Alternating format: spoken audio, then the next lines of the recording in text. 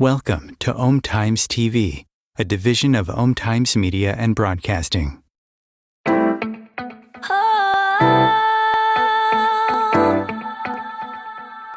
Royce Morales is the founder and teacher of the Perfect Life Awakening program, author, columnist, and expert on mirroring.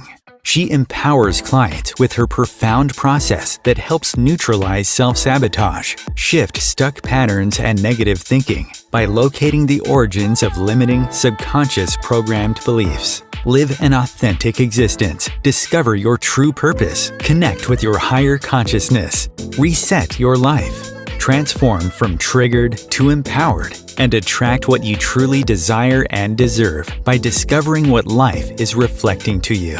Because it's all mirrors.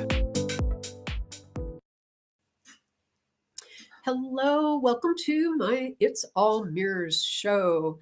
I've been doing this show for a couple months now, and it's just amazing to me how deep we can go looking at mirrors and seeing what the universe is reflecting to us about ourselves.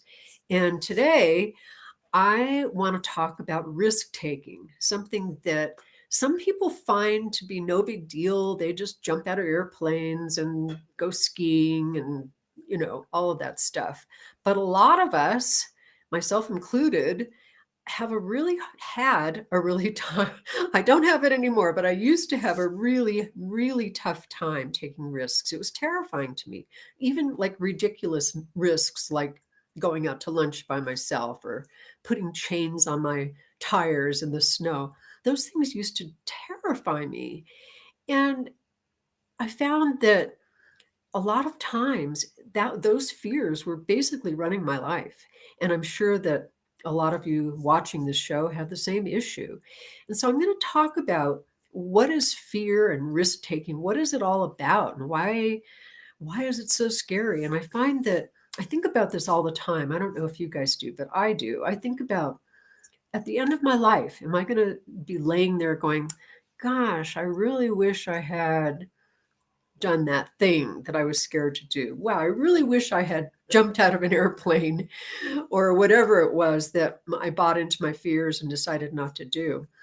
I always love this quote, and I don't know who said it, but I'll just share it with you. It said that that life is the sum total of all the risks that we take. And the biggest regret that we will have at the end of our lives, or even right now, is not pushing through fears and taking those risks. So if you're starting to maybe step into some sort of a big risk or something that feels like a big risk, this information might really help you to see what's going on about that. And later on, I'm going to introduce my co-host who has taken some really big risks in his life, really big, and he'll share about some of those things. So let me pull up my slides and talk a little bit more about what mirroring is, just in case you haven't heard my other shows.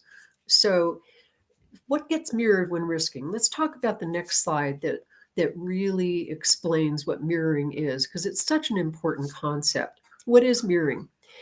There's this unalterable universal law of energy that states nothing can ever be suppressed.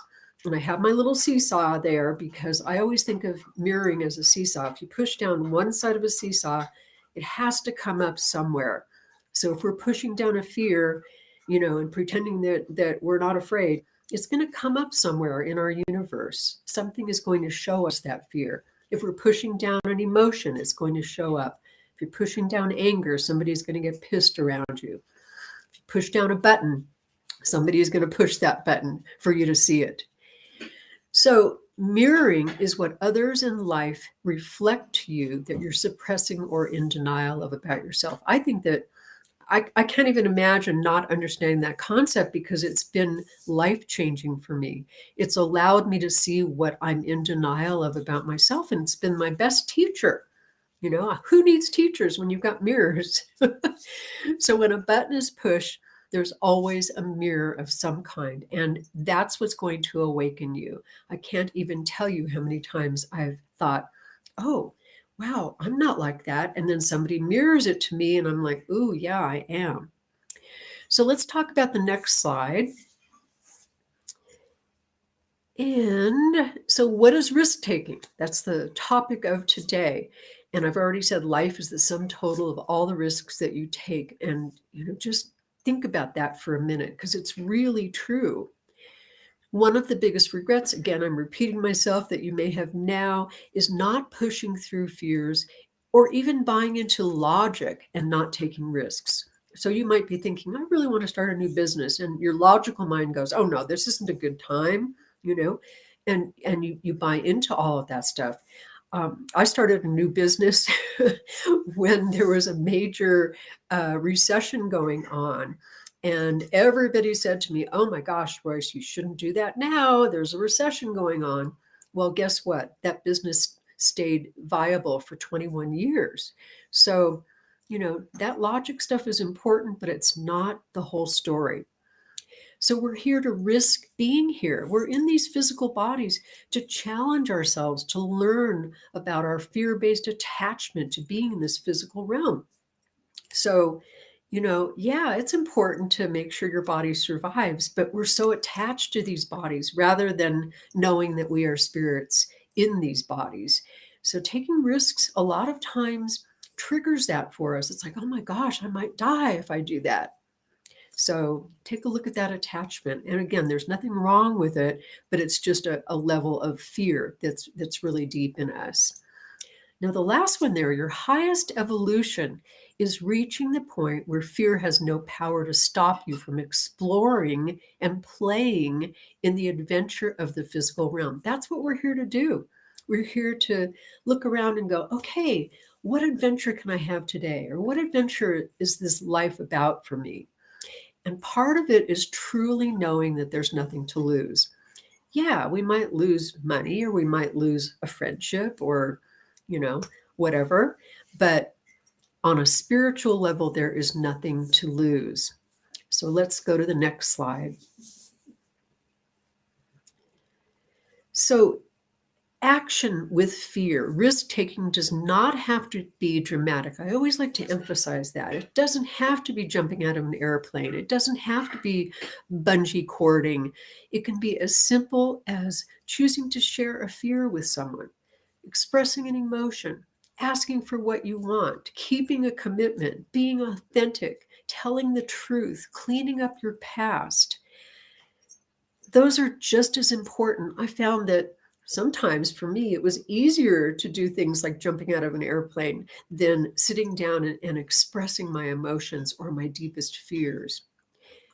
Risk taking is choosing to take action even with fear, because sometimes those fears go deep, and sometimes you're not even in touch with how scared you are until you jump out of the airplane and you hear all those thoughts about, oh my God, I could die.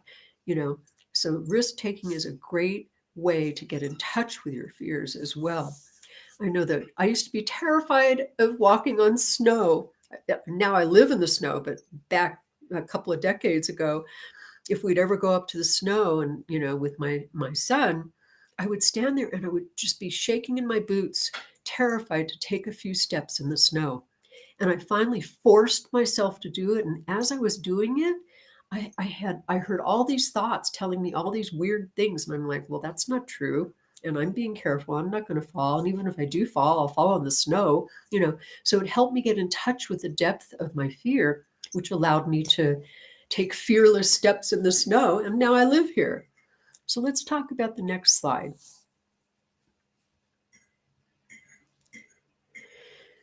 So, fears convince us to not take risks. And I have a bunch of fears I want to acknowledge, and actually 2 whole slides worth of fears that I want to talk about. So, what are some of those fears? Believing that life is dangerous and serious. Yeah, it's dangerous and yeah, it's serious. But again, on a spiritual level, that's not true. But we believe that it's true. Believing that our action is going to cause ourselves pain or loss, or pain and loss to others. That's a big one. As long as I don't do this, I'm keeping everybody safe. Beliefs that we bought into from being restricted or stopped in life. Maybe our parents were very scared to take risks and they kept trying to convince us to not do that. I know my parents were like that, never wanted to take risks. Deservingness issues. And I know I've talked about deservingness issues a lot on this show, but if we believe that we've caused pain or loss to others in the past, we're going to avoid doing whatever we did before or what it symbolizes. So that's a huge, huge issue about taking risks. I don't deserve to do this because I hurt somebody in the past. Fears of listening to the pulls of our higher self. Our intuition, our wise higher self, is always trying to prod us and push us and convince us to take risks. And of course, that's really scary. When I opened my store, it's a long story, but I completely listened to the pull of my higher self.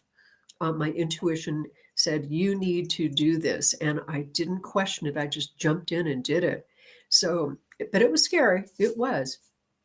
Fear of losing approval, being different, weird, unacceptable. Fear of the unknown. That's a pretty common one. Well, what's going to happen if I do this?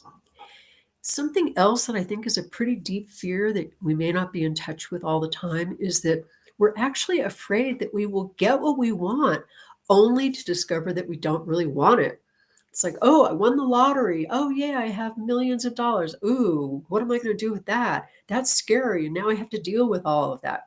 So there might be some aspect of, gosh, will I really want it if I'm successful? So let's talk about the next list of fears. Believing and then seeing, there we go. Believing and then seeing that life is dangerous. And oh, wait, I did that one already. There should be one other one. I think so. The next one.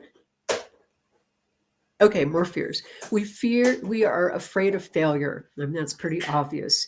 But honestly, failure, so what if we fail? You know, we believe that it's too painful to go through, but the truth is, so what?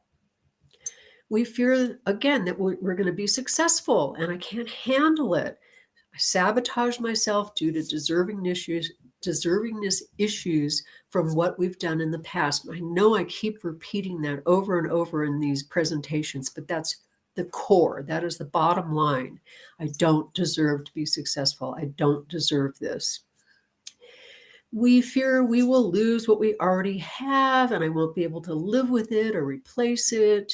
So maybe I'm investing in this new business and I'm going to lose all my money and then I believe I can't replace that money. And none of that is true, of course.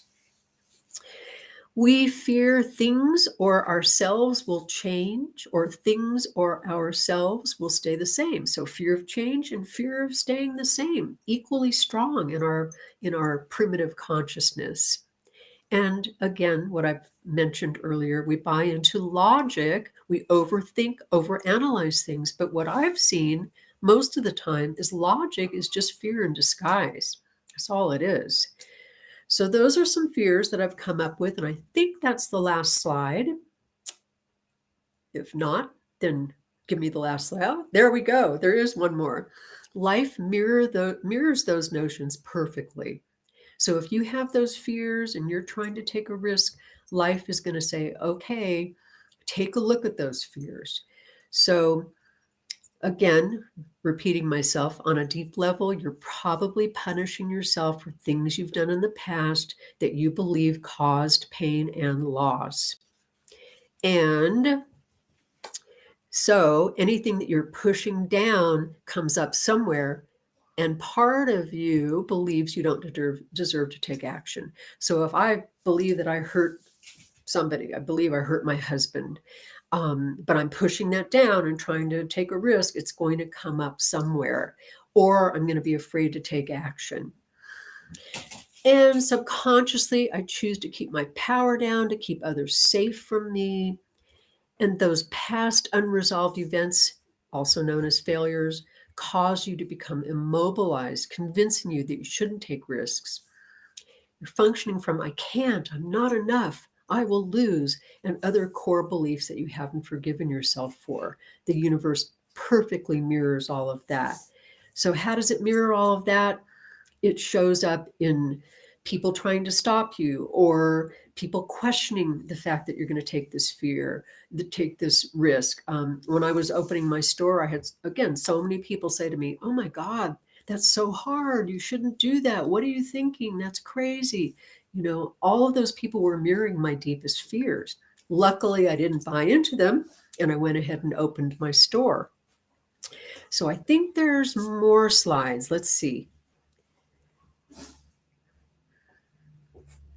Maybe not. Oh, there it is. Okay. So taking action from a higher self place, what does that mean? It means committing to the following. Listening to your intuition. What is your intuition telling you you are supposed to do? Following it without anything getting in the way, including those dead ends, hopelessness, what appears like you're not being supported, tests, etc., any other challenges. It's all about the process. I always talk about that. It's not a project. Life is not a project. It's a process. So when you take a risk, it might look like it's not going to succeed. It might look scary. It might look all of those things, but trust the process of it. Things are going to unfold. There might be a very important reason that you need to go through all of this. Yeah. Part of the journey I have found is that fears do come up. It's important to not buy into them. Do not buy into those fears. Just recognize them as fears. And fears are false evidence appearing real. FEAR. That's what fear is. And it's also, fear is basically just being triggered. That's all it is. So, yeah, that's important to keep in mind. Ask for support. So trust who you need to ask support from. Maybe you need to ask support from a friend or a relative or your dog or the universe. Be willing to be judged, but not be concerned about how your ego or you appear to the world. Don't be concerned about your ego. So what? And taking risks a lot of times involves, I don't even have a clue as to where I'm going or why. So I think there are a couple more slides. Let me see. And consequences for ignoring taking risks.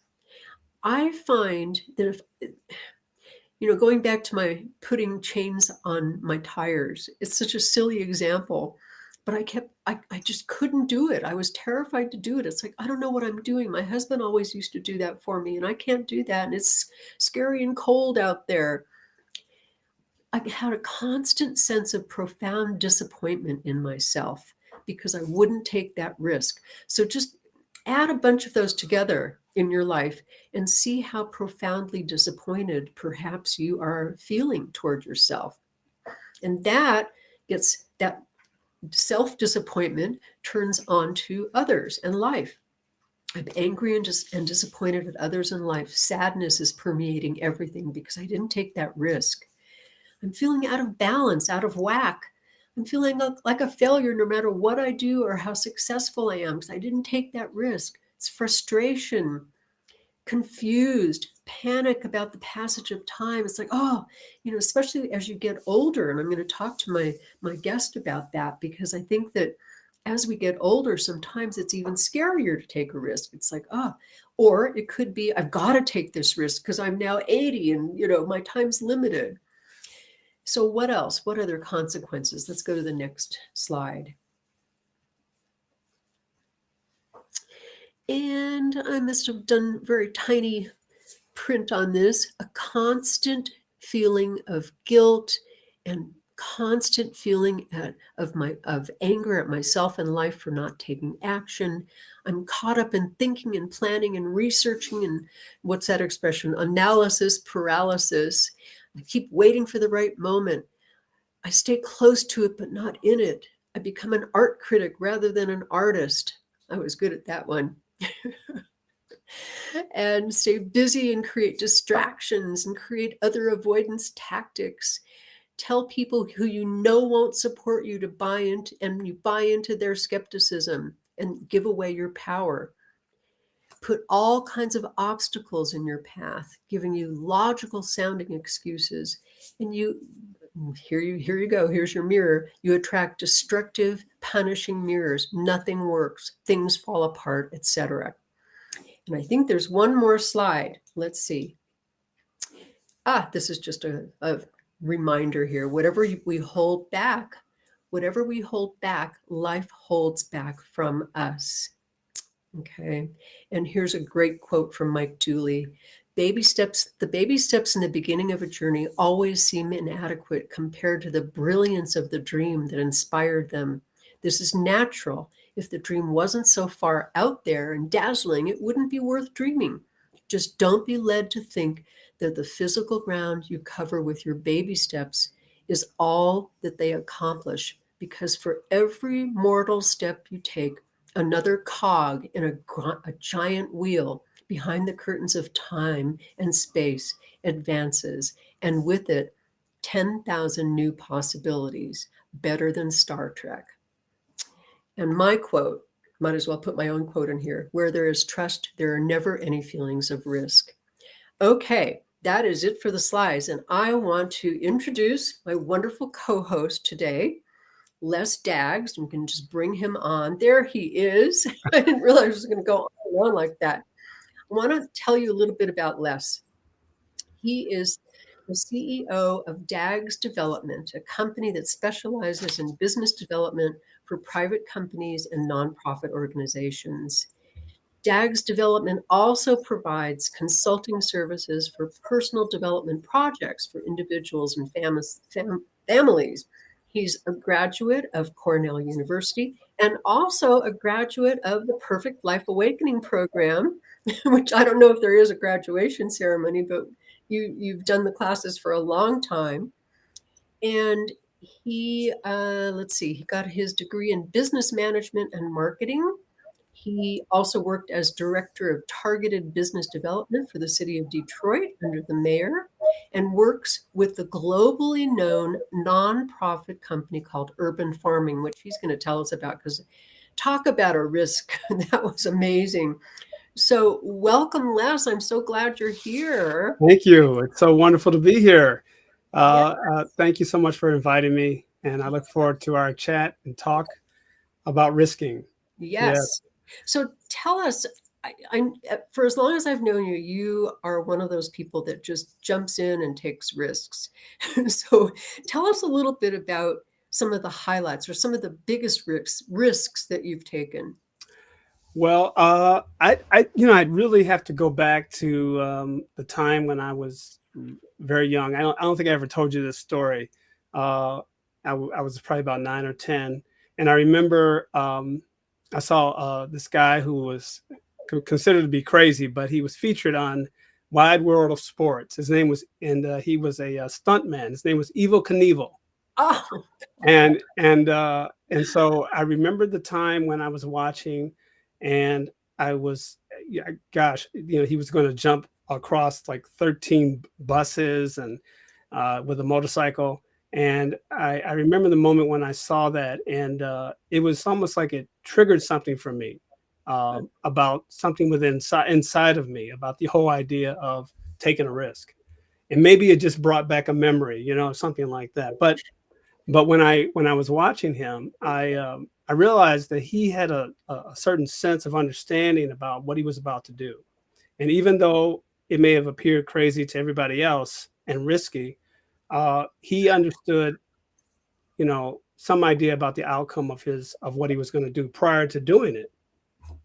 And so everybody was, the way they set it up. I mean, I was perspiring watching this whole thing. I was like, he's just going to make it injured, right? Well, he ended up jumping over the buses. He was successful on this particular trick that he did, and I do recall what that did for me. I mean, it triggered a feeling of being able. It was a mirror, definitely a mirror of knowing how to take risk that maybe I may feel uncomfortable about. The idea of being able to allow myself to experience something that would be uncomfortable, but inside I knew I could do it. And so that day, That day, I went out to the on top of the garage. I climbed up on top of the garage, and I jumped off the garage. And my Oh, mother, she just went nuts. But it was it was a validation. I was validating my own feeling inside about being able to have my own experience with risking. And yeah. so, and that turned into more jumping. And it also turned into like I was skiing at the time. So I was doing all these tricks, skis, with skis. And I was going off of jumps and, doing all kind of turns and twists in the air and everything and flipping, all of that. So this was it opened up that door even more for me. That's what happened. And I made personal declarations. I started making personal declarations about the idea of taking risks because it felt like something that was I needed to do. In fact, it felt like my soul wanted to do that. So I think that's kind of where it all starts. There's this like soul development experience that I think that we all in some way have within us, and everyone has a different degree of whatever that may be for each person. And I've kind of noticed that when I did personal development work with some young people, teaching them about basketball and teaching them how to develop their skills and how to go from one point to the next point to the next point. And there's a way, each individual has a different degree, different level where they can go. And there's a certain way that they do that. And so I started to really focus on how to do that with each individual. And it became a really great challenge for me. And I've enjoyed that, whenever I get a chance to do it, I've always enjoyed that. Wow. You brought back memories of Evil Knievel. Like, didn't he jump over the Grand Canyon or something He ridiculous? did. He was in it was like a rocket, and he got inside the rocket, and he didn't make it across, but he did attempt to do it. And I and that was another one of his stunts. Another one that he did, and I just want to point this out. He wasn't always successful, and that's one thing I learned about this. The idea of risking and what that means is that it's not. I think it's important to be honest about what risking is, because risking has rewards where you can win or succeed, or it has feelings of like a penalty of some sort where you get punished or you feel like you've lost or you have failure from it. So you have to be honest. Like there's a direct. I mean, I think that when you approach it in that way, then you can really take a look at, okay, now how do I want to prepare for this particular experience, and what are the confirmations that I need to reduce my fear so that it can go to a different point where I don't have to fear as much, and I can be, uh, you know, honest about how this may turn out. I mean, I like to have some idea about the outcome before I even get started with a risk. So I think confirmations are really helpful, and they give additional support when you're about to do anything that you're uncomfortable with. So that's something that I learned not only just from Evil Knievel, but just from the idea of going through it myself and watching other people go through the experience of trying to go to another level. And I think for us as humans, I think that's part of our journey, is to continuously evolve in an upward way. Upward meaning, I think, going to the point where you're closer to God, you're closer to the level where the idea of risking doesn't even exist. Yeah. It's just an experience that you're going through, and it's ongoing. So yeah, It's just a physical adventure that you're going through. just Yeah. a physical adventure. Yes, Yeah. yes. Yeah. But the soul is always going through the process of wanting more, because the soul is evolving Yeah. constantly. So as I allow myself to be in line with that experience of evolving, then I can experience more and new levels. So that's what it is. I think it's interesting that even though your mom got really upset with you for jumping off the garage, you still continued on and did more and more risks and did more jumping per se. So Yes. Yes. I for her, her level of risk was at a point where um, only she could understand it, and only she was comfortable with it. But for me, and we had conflicts, as a result of that, yeah, because I was different in that way, and I was willing to go through an experience that I knew I needed, and over time she started becoming more aware of that I was different that in that way. My father, he always knew that I was kind of different in that way as well, and he was just very supportive, and but my mother had over time become comfortable with it.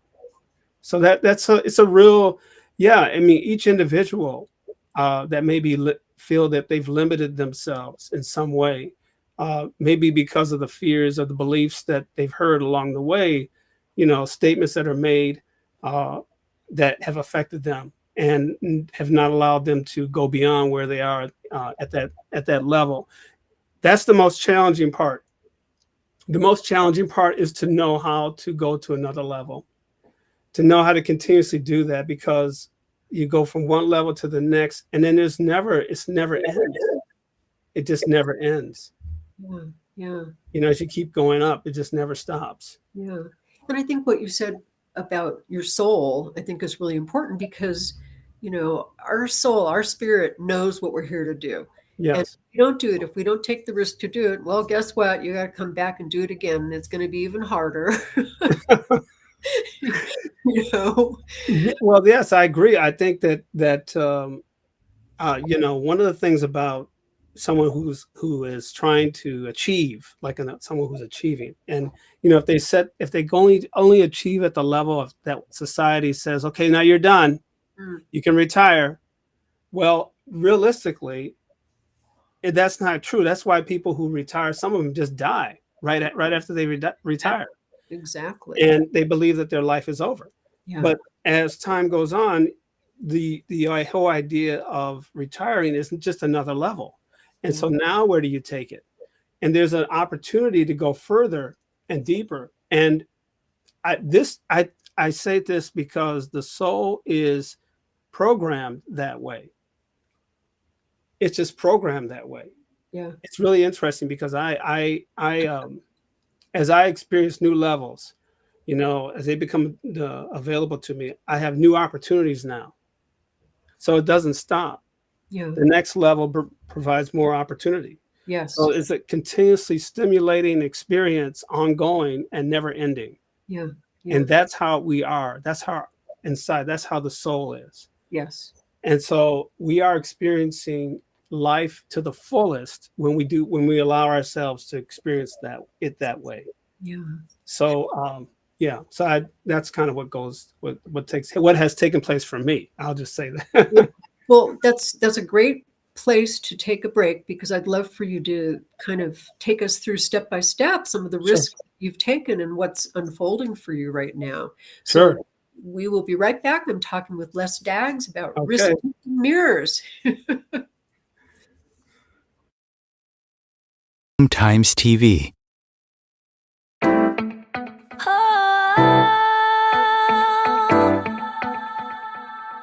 Do you want to break free from old patterns and limiting beliefs that subconsciously sabotage your life? What are your triggers, and what really is beneath them?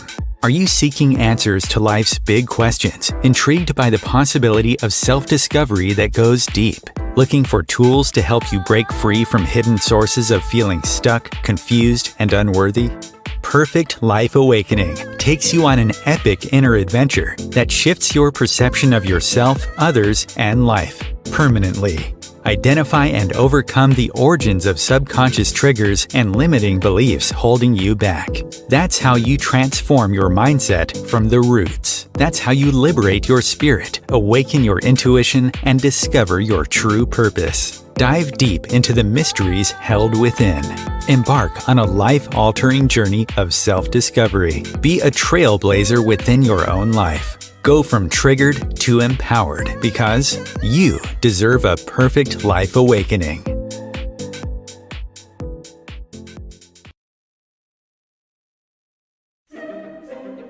Imagine becoming a super influencer. Reinvent yourself, invest in your brand, and then manifest your success with a robust spheric approach. Om Times Media and Broadcasting offers a unique and multifaceted way to become the spiritual and conscious influencer you deserve to be by putting your message across our powerful platform with its proven record of integrity and excellence. Through our produced shows, Om Times offers the opportunity to become a social media TV personality, a radio show host, an Om Times magazine columnist, and a syndicated podcaster, all in one shot. By live streaming your show on Om Times TV and broadcasting it across the extensive Om Times radio and TV networks, you become more than a host. You become an ambassador and a force for positive change. Om Times. Open yourself to the possibilities. If I could be you, and you could be me for just 1 hour. If we could find a way to get inside each other's minds. Walk a mile in my shoes. Walk a mile in my shoes.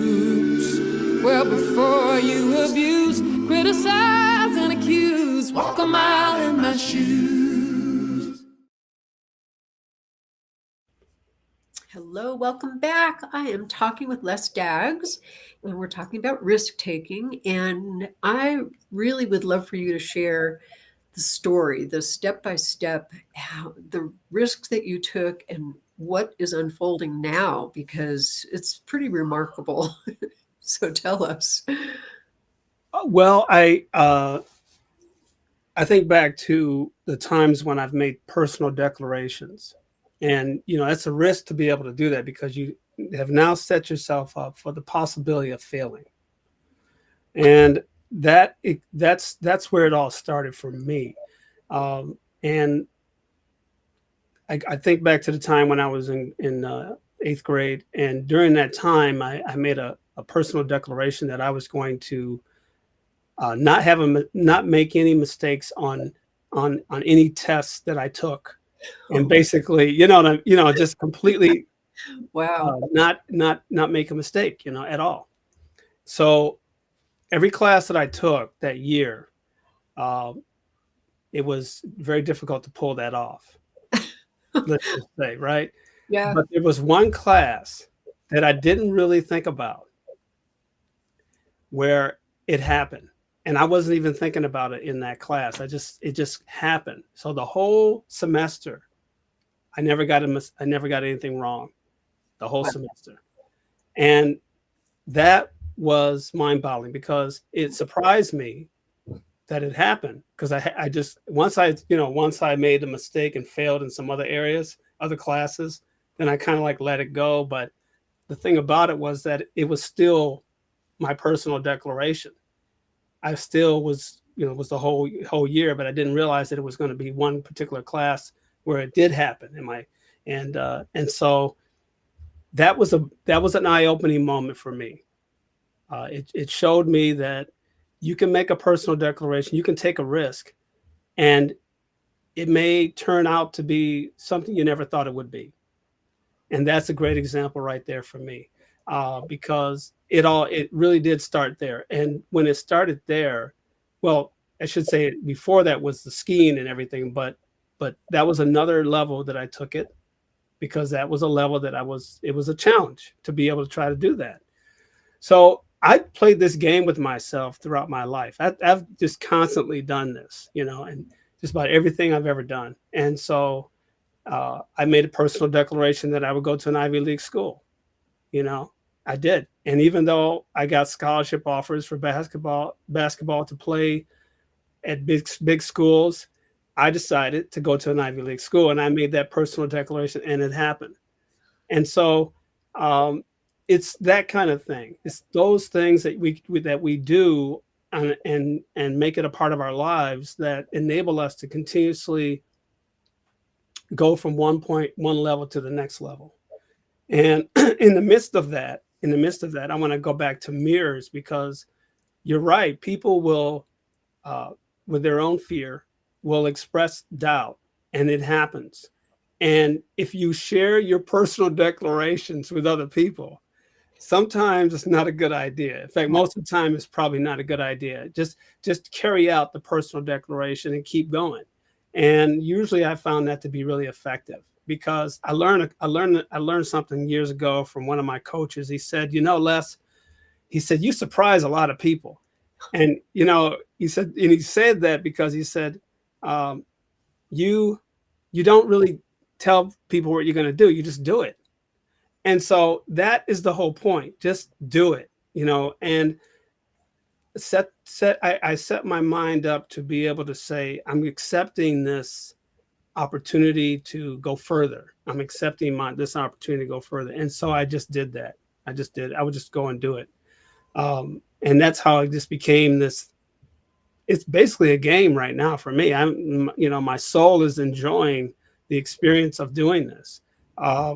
But then the idea of being able to share that with other people is really important, I feel, because and it's very fulfilling. I mean, I used to go to basketball camps and I would volunteer my time. I did that at my high school. I did that at Michael Jordan's camp. I'd volunteer, and I would devote time to bringing an understanding to the people that I was teaching, to be able to take their games further, and knowing how to do that. And there's a way to do it.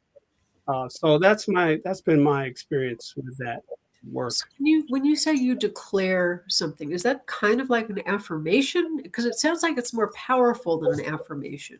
Well, actually, it to me, it's a bit more powerful than an affirmation because it's almost like there is without a doubt this is going to happen. So there isn't the idea of hoping that it does. This is the fact that it's going to happen. So the declaration is really important because it really makes it solid. It makes it a solid decision. Yeah. And so I need that. I need that. My soul needs that. And I found that when I do that, it takes me to another level. And I found that it also takes people to another level when they can declare it. They are really committed in every way that they do what they do. Every step that they are involved in, they are committed to doing it, and they are constantly reminding themselves that I made a declaration. I made that this is going to be, and so that is the attitude that I feel is needed. And I feel the soul wants that. The soul wants that confirmation. It wants that commitment on a level that is needed. When I do my meditations, I make faithful statements within my meditations, and I make agreements that will help support that, so that I can continue to expand myself. Continue to evolve. I feel it's my responsibility to do that. I feel it's a gift within me to be able to do it, and I feel it's my responsibility to continue to do it. So that's why for me it would never stop. It doesn't matter what age I am; it would never ever stop, because I realize that once I leave this body, my soul will continue on with that as well, and I want that to be continuous. I do. So what about some current risk taking that you could share with us that maybe you've had some challenges with, or learned something from, or had some mirrors show up? Yes. Well, new levels. Once new levels come around, then you have to go deeper, and it's required. I mean, there are boundaries to taking risks. You have to be mindful of those. And so I also know that out of respect to learning, like I've spent time on looking at charts and reading charts and everything, and being able to be mindful of,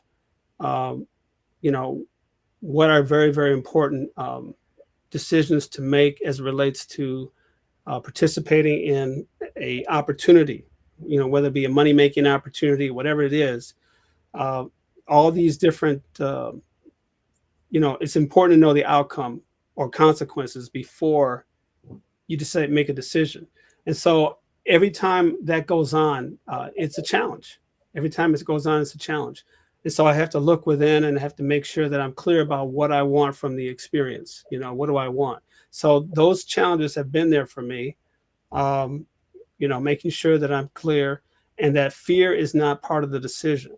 Fear is not part of the reason why I may not participate. And the belief statements like the benefits outweigh the risk.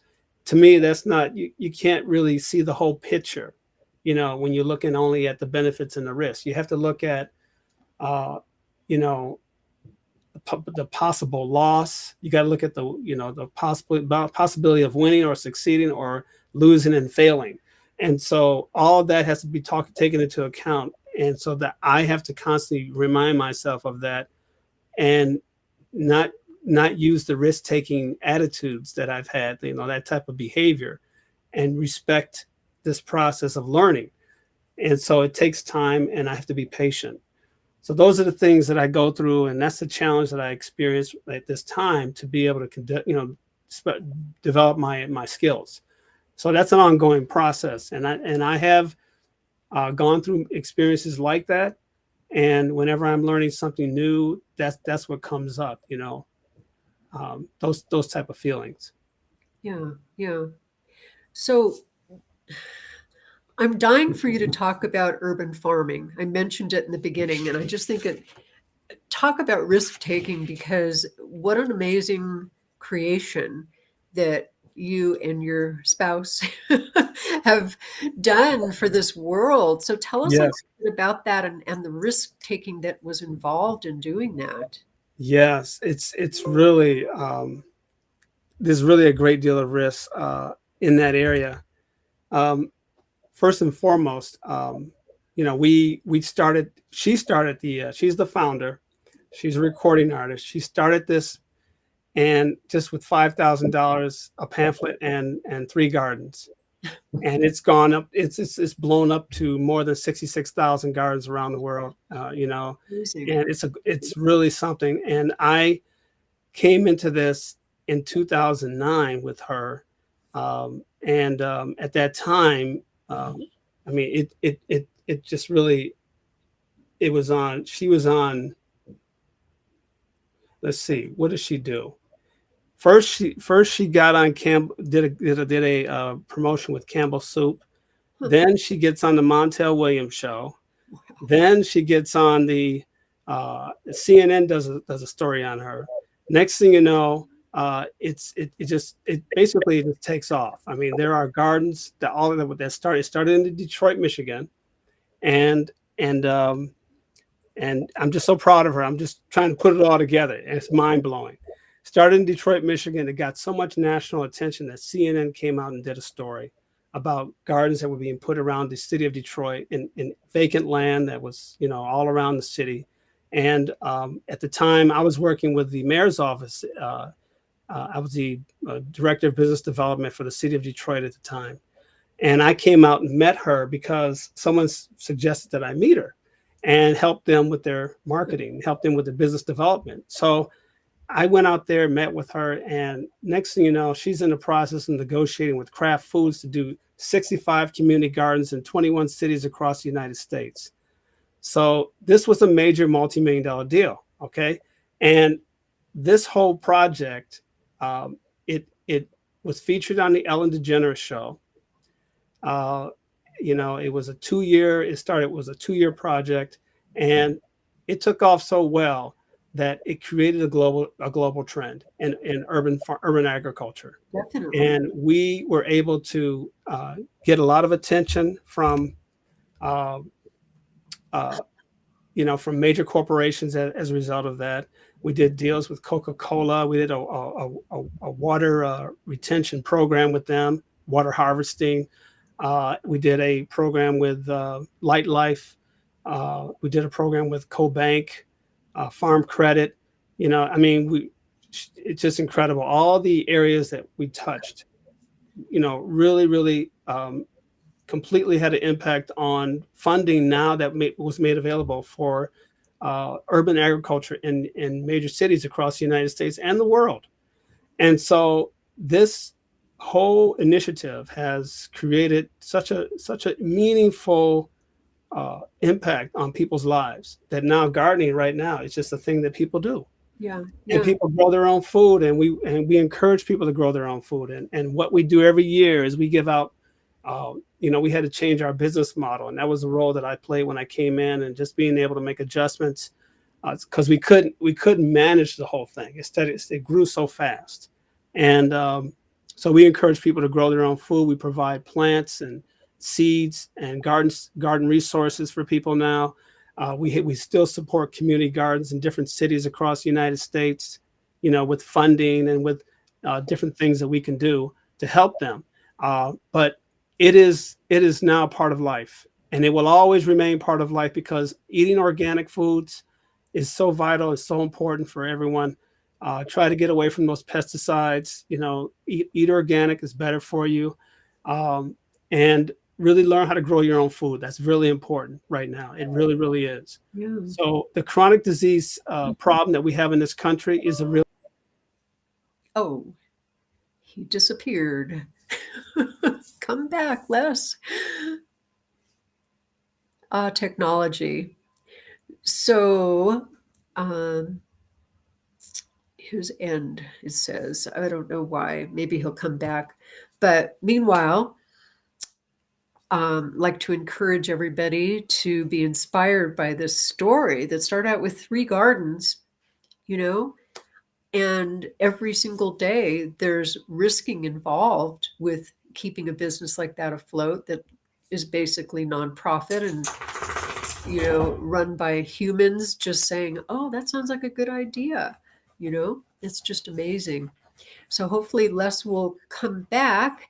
And I just wanted to emphasize also what I was saying about trusting your intuition. And I know that his spouse, his wonderful spouse that started this program, it was all about trusting her intuition. She looked around and said, wow, there's all this land in Detroit that's just sitting there.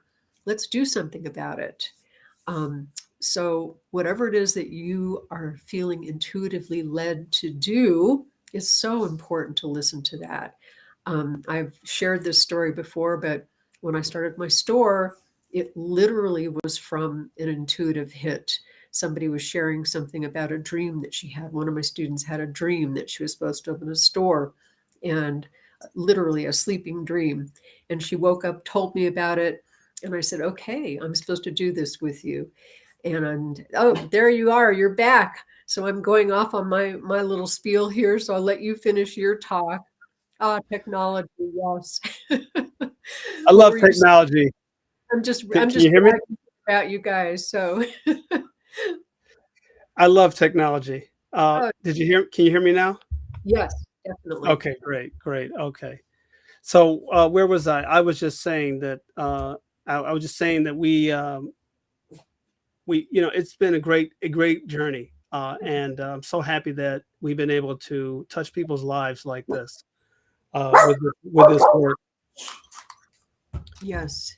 And so there's something else in the works over there that you were telling me about, if you can share that. Yes.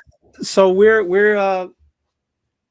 in the process of doing our documentary that will give a complete story of all the things that I just talked about and more.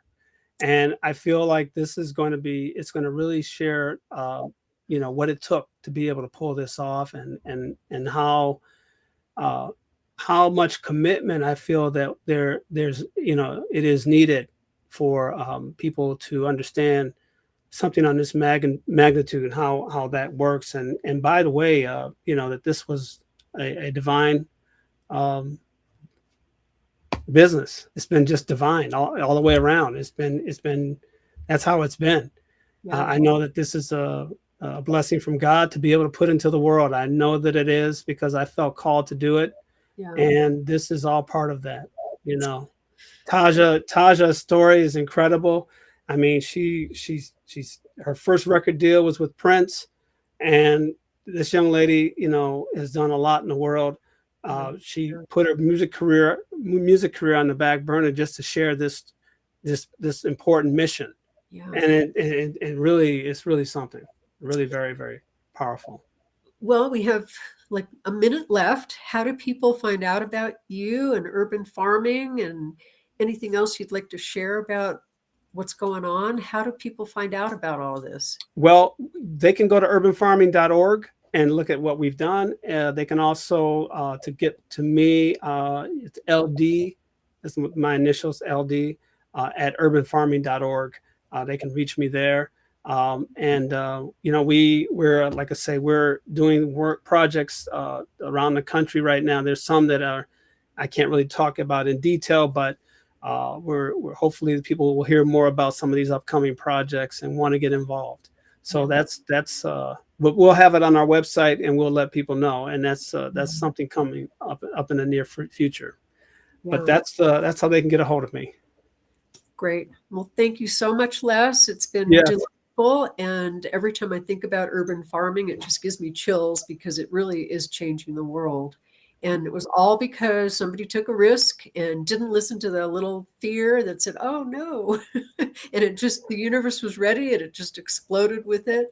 And that's what we're all capable of doing if we just take that one little step out of the airplane and just leap.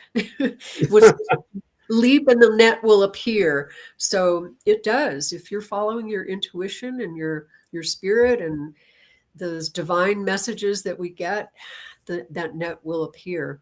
Yes. And, you know that you deserve and declare it. I love that expression. It's really great. And thank you again so much. And I will see everybody next week. Thank you. Thank you.